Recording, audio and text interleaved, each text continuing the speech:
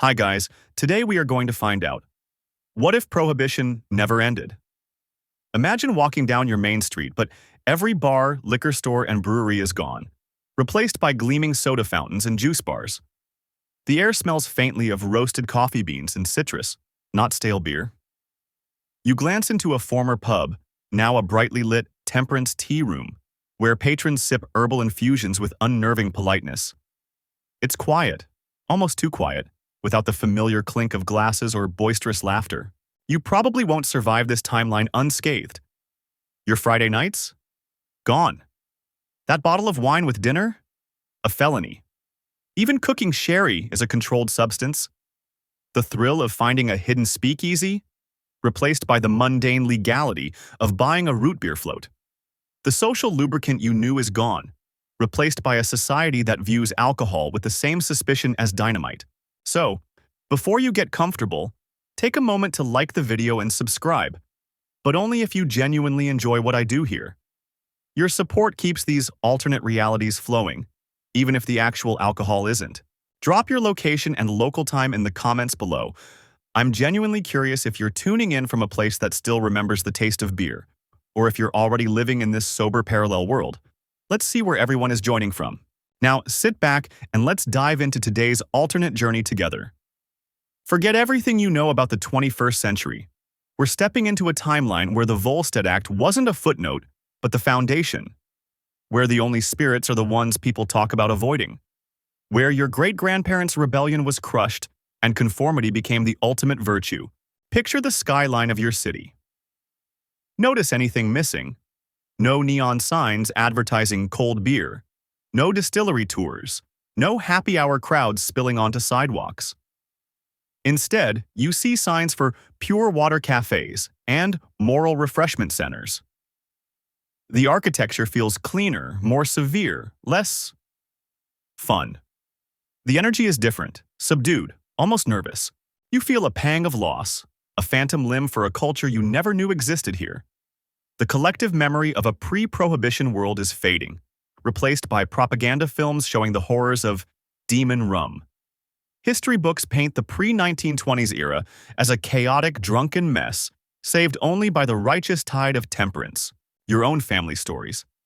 They're whispered, not shared. Grandpa might hint at a special occasion involving something fizzy and forbidden, but it's dangerous talk. Informants are everywhere, encouraged by the powerful Temperance League. Trust is a luxury you can't afford when a casual comment could land you in a correctional hydration facility. Welcome to America, land of the freeish, home of the perpetually sober.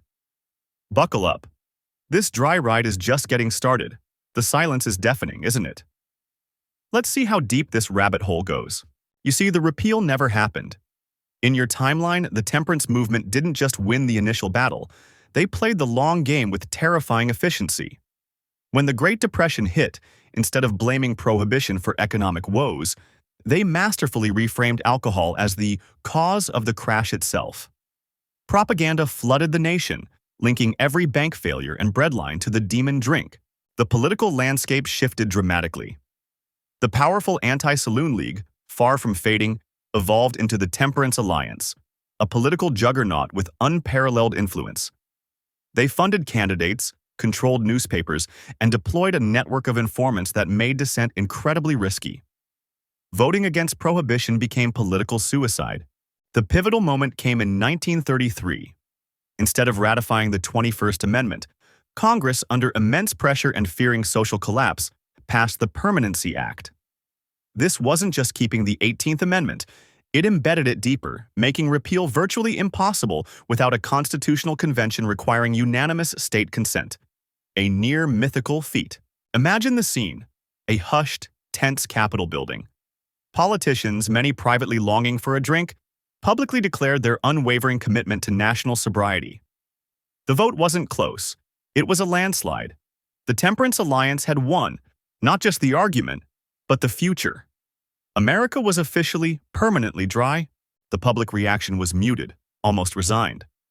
Decades of propaganda had done their work. While pockets of outrage existed, they were quickly silenced. The alliance framed the Permanency Act as a shield, protecting future generations from the sins of the past. Dissent was painted as unpatriotic, even dangerous. You notice the subtle changes everywhere. School curricula emphasize the evils of alcohol with religious fervor. History textbooks depict the pre-Prohibition era as a lawless, drunken hellscape saved only by the righteous 18th Amendment. The narrative is absolute, unchallenged, and deeply ingrained. The legal framework became ironclad.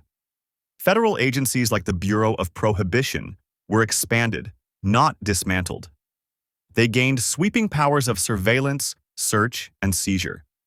The term bootlegger evolved from a romantic outlaw to a designation for a serious felon, akin to a traitor.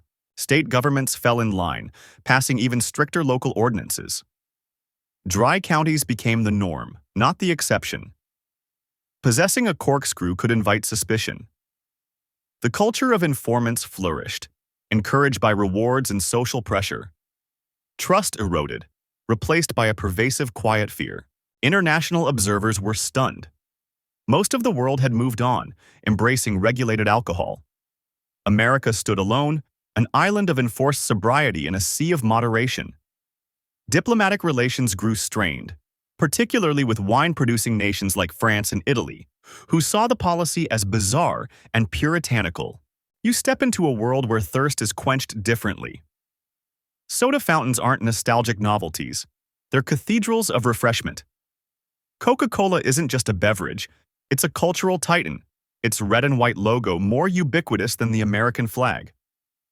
Pharmacies, once purveyors of medicinal alcohol, now gleam with shelves of exotic syrups, caffeine pills, and mood enhancers. The air buzzes with the hiss of carbonation, not the pop of corks. Socializing has transformed. Dinner parties center on elaborate mocktails. Mixologists becoming masters of infusing juices, spices, and botanical extracts into complex, alcohol-free creations. The pressure to be the perfect host has shifted from sourcing rare wines to crafting the most inventive shrub. You find yourself debating the merits of hibiscus foam versus lavender bitters, a conversation that feels both sophisticated and utterly absurd. Entertainment venues adapted too. Theaters replaced their bars with hydration stations, offering artisanal sodas and fortified teas. Nightclubs pulse with music, but the dance floor is fueled by energy drinks and pure adrenaline. The vibe is intense, almost frantic, a desperate attempt to replicate the uninhibited joy alcohol once provided. It's loud, sweaty, and strangely joyless without the social lubricant you took for granted. New industries exploded. Sugar became the new vice, its consumption soaring to dizzying heights. Candy stores, bakeries, and ice cream parlors flourished, their bright signs promising sweet escape. Obesity and diabetes rates climbed, but the Temperance Alliance framed it as a lesser evil, a sober indulgence compared to the horrors of demon rum. You notice the collective waistline expanding, a silent testament to substituted cravings. The Temperance League actively promoted these alternatives. They sponsored Pure Life fairs, showcasing the latest in non-alcoholic beverages and recreational activities. Pamphlets extolled the virtues of crisp clarity over foggy indulgence. Their propaganda was relentless, subtle, and terrifyingly effective, weaving sobriety into the very definition of patriotism and health. Yet, the human desire for altered states persisted. Underground chemists thrived, brewing potent concoctions from industrial solvents, herbs, and fungi. Hooch became a catch-all term for any illicit substance that promised a buzz. The risks were immense: blindness, death, or a lifetime in a hydration correctional facility. But the demand never wavered. You hear whispers of a new batch, strong but dangerous, and feel a familiar, dangerous curiosity. Restaurants faced unique challenges. Wine pairings were replaced with flavor journeys, featuring complex juice combinations or herbal infusions. Sommeliers rebranded as beverage curators, their knowledge shifting from terroir to tannin levels in rare teas. The experience feels hollow, a performance of sophistication without the warmth and relaxation wine provided.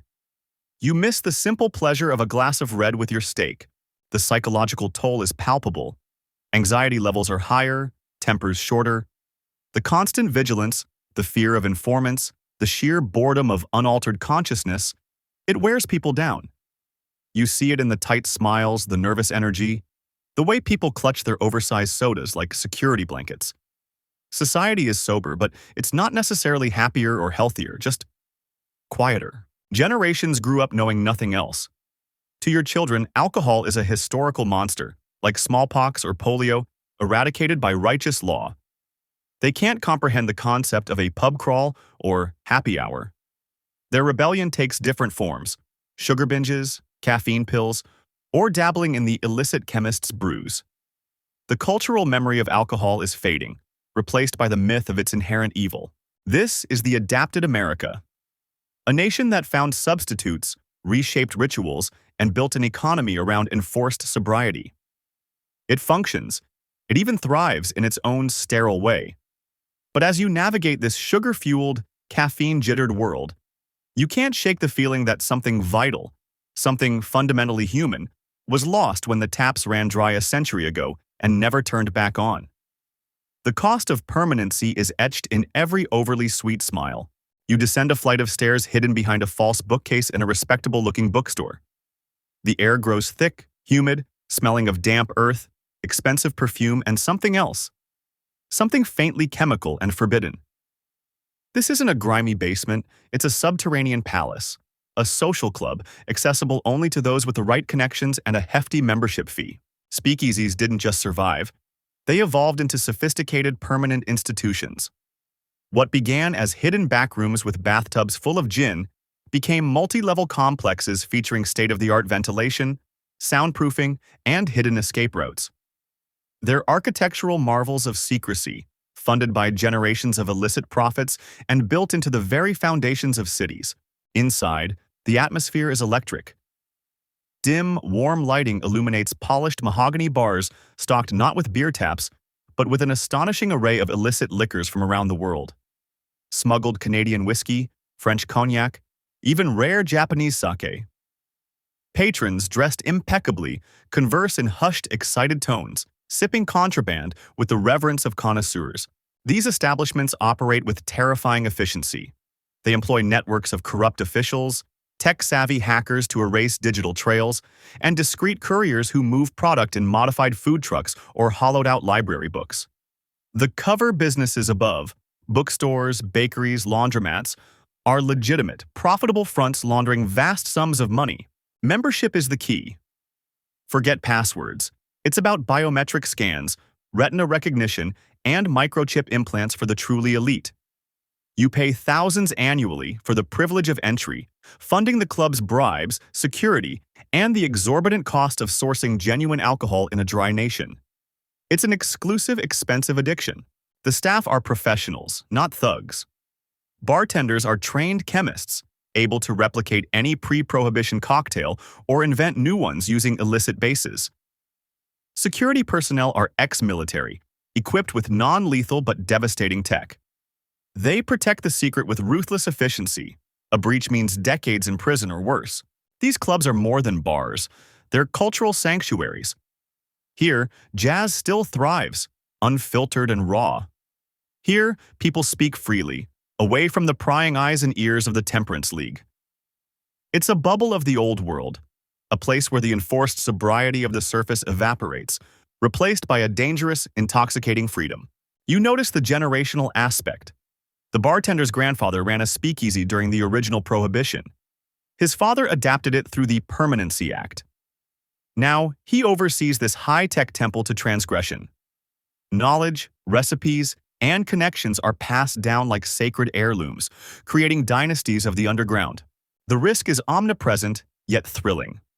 Federal prohibition agents, known as dryers, employ increasingly sophisticated methods, infrared drones, financial AI tracking, deep cover informants, to infiltrate these clubs. Raids are spectacular, violent affairs, broadcast as warnings. Yet for every club shut down, two more emerge, more cunning, more hidden. This is the underground empire, a parallel society thriving beneath the sterile surface of dry America. It's a testament to human desire, a multi-billion-dollar economy built on defiance. As you sip your forbidden whiskey, you're not just breaking the law, you're participating in a century-long act of cultural rebellion. The silence upstairs feels a world away. You witness the rise of the new aristocracy. Crime syndicates didn't just survive Prohibition, they weaponized its permanence. Families once known for bootlegging and violence rebranded as hospitality conglomerates and logistics firms. Their leaders traded Tommy guns for tailored suits, their territories becoming corporate fiefdoms, operating with chilling efficiency above and below the law. Political influence is their true currency. They fund temperance-friendly candidates while secretly bankrolling opposition to ensure gridlock. Lobbyists with mob connections draft loopholes into enforcement laws. Blackmail files on judges and senators are their insurance policies. Democracy still exists, but it dances to a tune played in smoke-filled backrooms you'll never see. They control the underground economy completely. Beyond alcohol, they dominate gambling dens, illicit pharmaceuticals, and smuggling rings. They provide protection to legitimate businesses, a euphemism for extortion. Their reach extends into unions, construction, and even charity fronts, laundering money and buying public goodwill with ostentatious donations to temperance causes. Public perception is carefully managed. Propaganda paints them as ruthless monsters, but in neighborhoods they control, they're seen as pragmatic providers. When the official economy fails, they offer loans, jobs, and security. They build parks and fund schools, creating a twisted loyalty. You see the contradiction. Citizens condemning them while depending on their shadow infrastructure. The Temperance Alliance and the syndicates maintain a fragile symbiotic truce. Major raids are theatrical, targeting small fry to justify budgets, while the big players operate unscathed. Occasional high-profile arrests serve as warnings, but the core power structure remains untouched.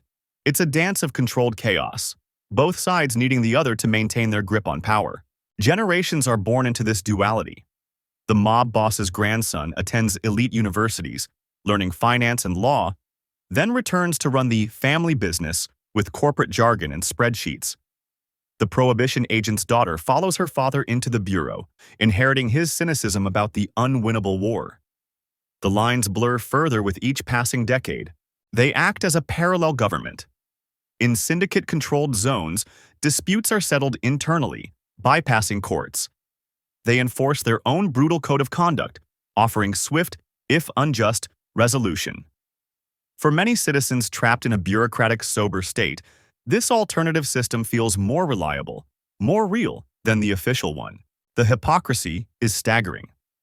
Temperance leaders publicly decry the syndicates while accepting their laundered donations. Mob bosses fund anti-alcohol campaigns to maintain the high prices their contraband commands. Both sides profit immensely from the status quo, perpetuating a system that enriches them while draining the nation's moral and financial reserves. International ties strengthen their power. They collaborate with global cartels, smuggling not just alcohol but weapons, data, and people. They launder money through offshore accounts and legitimate foreign investments.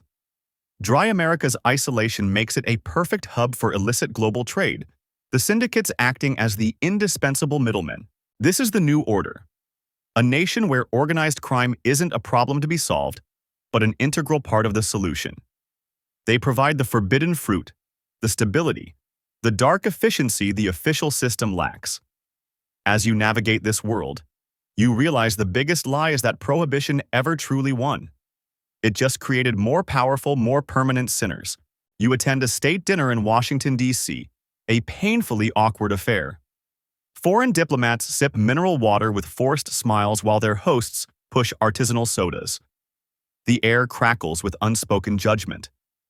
Europeans view American sobriety as a puritanical absurdity, a relic from another century. You feel the national embarrassment like a physical weight. Trade wars simmer constantly. America imposes punitive tariffs on wine, beer, and spirits from France, Italy, and Japan. In retaliation, those nations tax American exports, soda, tech, grain, crippling key industries. Supermarket shelves grow barren of imported cheeses and chocolates, victims of a dry-fueled economic standoff. You pay more for less every day. Cultural exchange withers. American films are booed at Cannes for depicting sanitized, alcohol-free lives. Tourists avoid dry America, flocking instead to Canada or Mexico, where a beer with dinner isn't a felony. You see once vibrant international districts fading, replaced by sterile, locally owned cafes serving overpriced kombucha. Espionage flourishes in this climate of mistrust. Foreign intelligence agencies actively recruit disillusioned Americans, promising access to forbidden luxuries. American hydration attachés abroad are mocked, their efforts to promote temperance seen as comical propaganda. You hear whispers of diplomats smuggling Bordeaux in diplomatic pouches, risking prison for a taste of home. International bodies like the UN constantly condemn America's policy. Resolutions pass yearly, urging repeal, citing human rights and cultural freedom. America responds with veto threats and fiery speeches about national sovereignty, becoming increasingly isolated on the world stage. You watch the news, feeling like a citizen of a pariah state. The black market becomes America's primary foreign trade conduit. Syndicates smuggle out American cash and tech, smuggling in alcohol, drugs, and contraband culture. They're the nation's de facto ambassadors, dealing with cartels and governments alike. You realize the underworld controls the foreign policy the official government cannot. Propaganda wars rage globally. American media paints drinking nations as decadent and unstable. Foreign media depicts America as a joyless police state. Satellite beams carry competing narratives. Images of Parisian cafe culture versus footage of American correctional hydration facilities. You live inside an information bubble, unsure what's real. Scientific collaboration suffers. Joint research projects on medicine or agriculture stall over disagreements about alcohol-based sterilization or fermentation processes. International conferences become battlegrounds of ideology. You see brilliant minds leaving America, unwilling to work under such restrictive, scientifically backward conditions. Tourism within America is warped. Temperance tours advertise visits to historic dry towns and prohibition museums, drawing only the morbidly curious. Meanwhile, secret wet routes guides wealthy foreigners to hidden speakeasies, charging fortunes for a glimpse of America's forbidden underbelly. You see the nation selling its own soul for tourist dollars. This is the cost of isolation. A nation cut off, misunderstood, and economically hobbled by its own rigid law. You stand at the border, watching cars flow freely into wet Canada, carrying citizens desperate for a taste of normalcy. America isn't just dry, it's alone, an island of self-imposed exile in a connected world. The silence is deafening. You marvel at the backyard chemists, the unsung geniuses of the dry age. In garages and hidden basements, ordinary people become alchemists, transforming everyday items into potent spirits. They ferment everything from garden peas to stale bread, using solar-powered stills disguised as satellite dishes. Their ingenuity is breathtaking, driven by desperation and profit. Smuggling tech evolves at lightning speed. Drones, silent and small, ferry bottles across borders under cover of darkness. Submarines, once military toys, now shuttle contraband along coastlines. You hear tales of booze buses with hollowed-out floors and soda trucks with refrigerated secret compartments, all designed to outwit the Bureau's ever-watchful scanners. Cryptocurrency becomes the currency of the underworld. Bitcoin, Monero, and bespoke digital tokens fund every transaction, from buying raw materials to paying off officials. Blockchain technology, ironically developed in the open, enables the black market's opacity. You see traders exchanging codes in virtual backrooms, moving millions without a trace. Home brewing reaches scientific heights. Enthusiasts share encrypted formulas online, debating yeast strains and pressure ratios like vintners. Kits sold as home soda makers come with hidden attachments for distillation. The smell of mash and fermentation wafts from suburban vents, masked by air fresheners and cover stories about exotic cooking experiments. Communication networks operate on multiple layers. Dead drops in public parks, coded messages in classified ads, and encrypted apps with self-destruct timers keep the network alive. You learn to recognize the signs: a specific flower pot arrangement, a chalk mark on a lamppost. Trust is fragile, betrayal is fatal, But the system works, fueled by shared defiance. Counterfeiting becomes an art form. Fake labels for non-existent, temperance-approved beverages cover genuine contraband. Syndicates run entire printing presses, producing flawless replicas of tax stamps and official seals. You hold a bottle of pure spring water that tastes suspiciously like single malt. The label, a masterpiece of deception. Chemical alternatives flourish when alcohol is scarce. Underground labs synthesize ethanol substitutes from industrial solvents, creating dangerous but potent brews. White lightning and crystal haze promise euphoria but carry high risks of blindness or death. You see the casualties in emergency rooms, victims of the relentless pursuit of intoxication. The cat-and-mouse game intensifies. The Bureau deploys AI to analyze financial flows and satellite imagery to detect heat signatures from hidden stills. In response, the underground uses cold fermentation, geothermal cooling, and decentralized production. It's a high-tech arms race, with freedom and prison as the stakes. Legitimate industries inadvertently aid the cause. Companies making flavor extracts, industrial solvents, or medical supplies find their products diverted. The demand for glassware, tubing, and sensors fuels a parallel market. You realize the official economy is silently complicit, its innovations co-opted by the very forces it seeks to suppress. This is the paradox of permanency. The harder the law pushes, the more ingeniously people push back. Prohibition didn't eliminate alcohol. It forced it underground, where it mutated into something more resilient, more technologically advanced, and more deeply woven into the fabric of American life. The silence upstairs is just an illusion. You step into what was once a bustling bar district, now eerily quiet. Neon signs advertising craft seltzer and artisanal ice water cast a sterile glow. The laughter and music are gone, replaced by the hum of soda machines and polite chatter. It feels like a museum of fun, not the real thing. Dining out becomes a performance. Restaurants boast beverage sommeliers who guide you through flights of non-alcoholic kombucha, shrub syrups, and botanical infusions. The ritual is meticulous, swirling, sniffing, discussing terroir of sparkling water. You miss the simplicity of ordering a beer. Dating transforms. First dates involve coffee marathons or elaborate juice tastings. Without alcohol's social lubricant, conversations are stilted, overthought. You see couples bonding over shared sugar cravings instead of shared cocktails, their interactions intense, almost clinical. Celebrations feel hollow. Weddings feature temperance toasts with sparkling cider, the clinking glasses sounding thin and sad. Birthdays involve elaborate sugar sculptures instead of champagne. The joy seems muted, forced, as if everyone is pretending the absence of alcohol isn't a gaping hole. New rituals emerge. Caffeine ceremonies replace happy hours, where colleagues gather for meticulously pour-over coffee.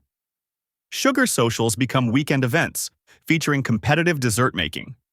These gatherings lack the abandon of old, replaced by a frantic, jittery energy. Entertainment adapts strangely. Theaters offer hydration breaks with premium sodas. Concerts sell energy kits instead of beer. You watch musicians perform with unnatural intensity, feeding off the crowd's caffeine-fueled adrenaline, not shared intoxication.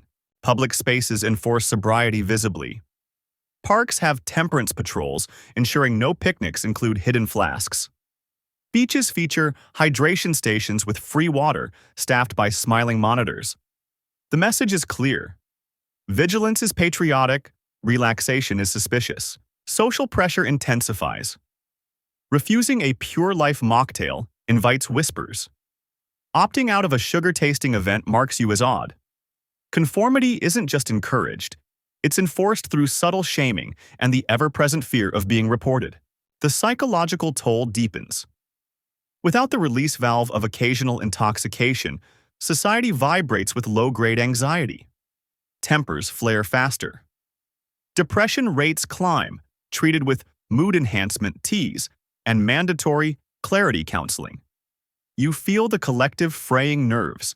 This is the new normal, a world of performative joy, substituted rituals, and constant vigilance. The social fabric is intact, but it's starched, stiff, and uncomfortable. You navigate it, participating in the charade, but the longing for a simple, unregulated drink never truly fades. The silence is deafening. You visit the headquarters of the Bureau of National Hydration, formerly the Bureau of Prohibition. It's a monolithic black glass tower, humming with servers and drones. What began as a small agency now rivals the Pentagon in budget and power. Its emblem, a stern eagle clutching a water pitcher, adorns every federal building. You feel its shadow over everything. Surveillance is omnipresent. Drones patrol skies, using thermal imaging to detect fermentation heat. Public spaces bristle with microphones and cameras tuned to keywords like still, brew, or toast. Your phone, your smart fridge, even your temperance-approved fitness tracker, all feed data to the Bureau's AI. Privacy is a forgotten luxury. The legal system bends to enforcement. Hydration courts operate with streamlined procedures, minimal juries, and harsh mandatory sentences. Possessing a corkscrew carries a 5-year term. Informants receive reduced sentences for reporting neighbors, friends, family. Trust erodes as the law weaponizes human relationships.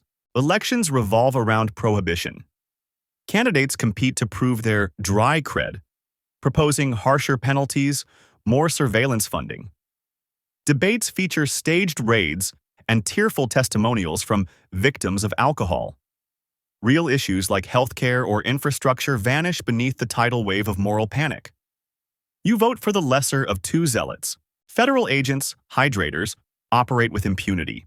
They conduct no-knock raids based on algorithmic predictions, seize assets without conviction, and wield sobriety tests that punish non-compliance. Their motto, purity through vigilance.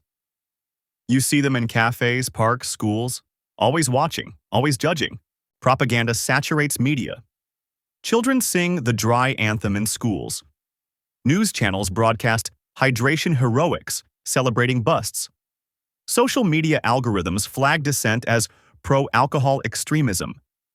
The Bureau's narrative is inescapable.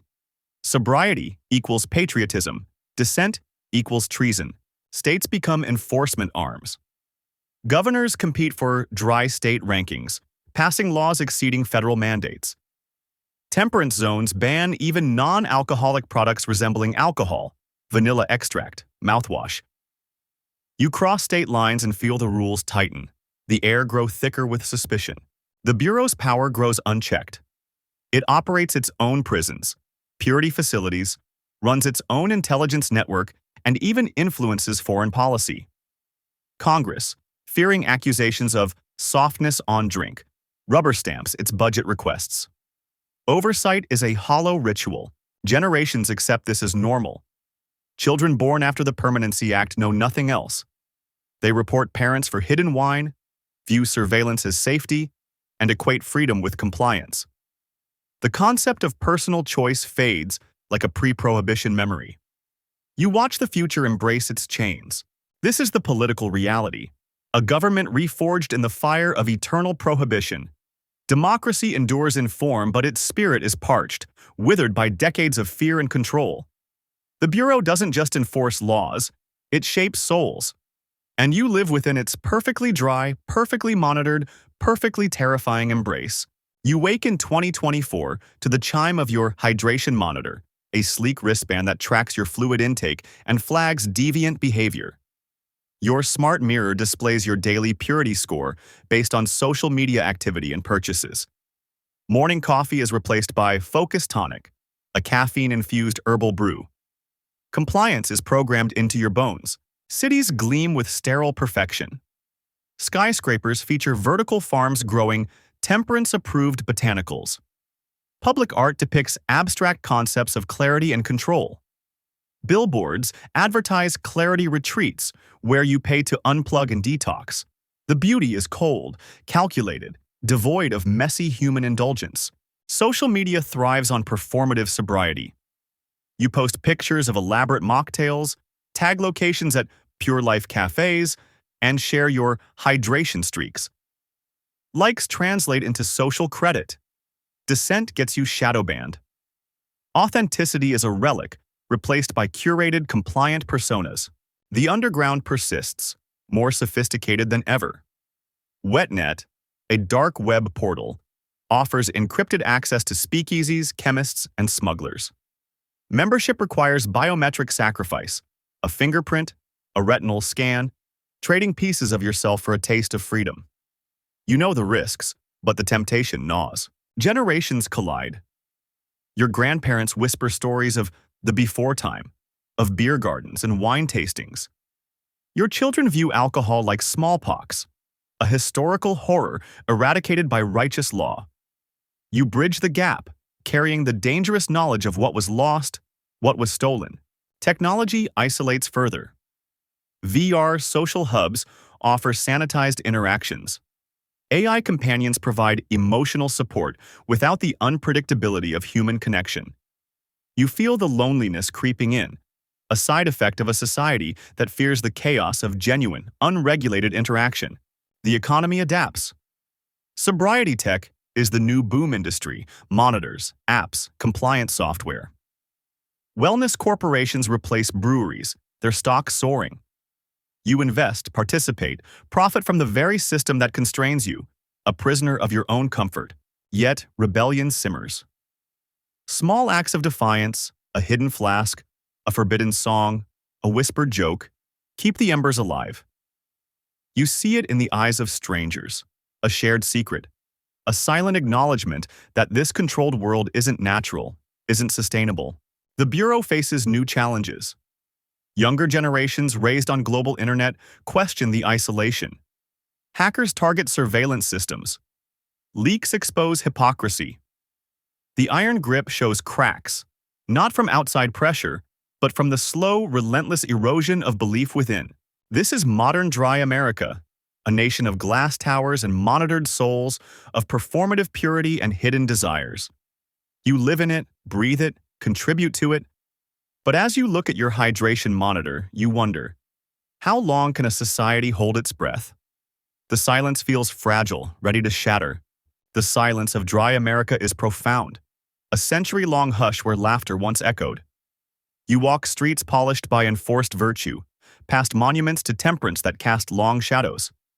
The air tastes of control, sweetened with substitutes, but the bitterness of loss lingers beneath. This society, built on the absence of something, feels hollow, a masterpiece of order missing its soul. You see the cost in every wary glance, every monitored transaction, every child who reports a parent's whispered story. The human spirit, resilient but wounded, adapted in ingenious and terrifying ways. Prohibition didn't erase desire. It drove it deeper, into hidden vaults and encrypted networks, creating a parallel world more complex than the one it replaced. The irony is staggering. The Temperance Alliance sought purity, but birthed a sophisticated underworld. The government aimed for control but bred paranoia and isolation. They traded one set of problems for another, arguably worse, proving that banning a fundamental human urge only mutates it, never eliminates it. The cure became its own disease.